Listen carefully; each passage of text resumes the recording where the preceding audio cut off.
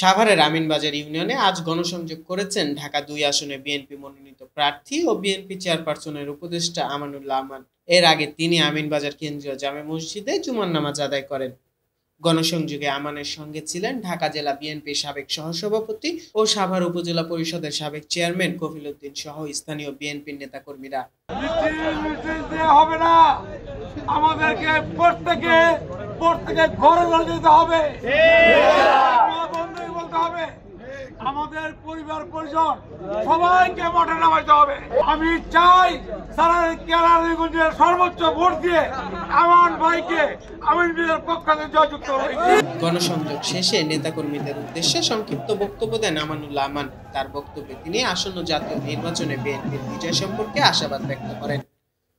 আজকে আমিনবাজারে এসে আমরা যে সাড়া পেলাম, দেশনেত্রী বেগম খালেদা জিয়ার প্রতি যে সমর্থন, বিএনপির ভারপ্রাপ্ত চেয়ারম্যান দেশনায়ক তারেক রহমানের প্রতি যে সমর্থন, বিএনপির প্রতি যে সমর্থন, ধানের শীষের প্রতি সমর্থন, এটা আজকে এই আমিনবাজারের জনগণ প্রমাণ করেছে।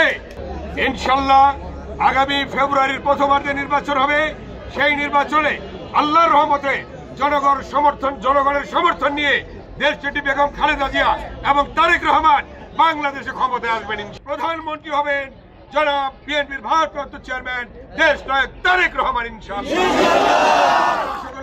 গত ৩রা নভেম্বর বিএনপি ২৩৭টি আসনে প্রার্থীর তালিকা ঘোষণা করে। এর মধ্যে ঢাকা-২ আসনে বেশ আলোচনায় ছিলেন আমানুল্লাহ আমান।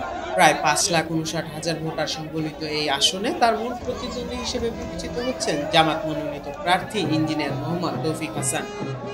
মঈনুল ইসলাম, চেষ্টা টিভি, ঢাকা।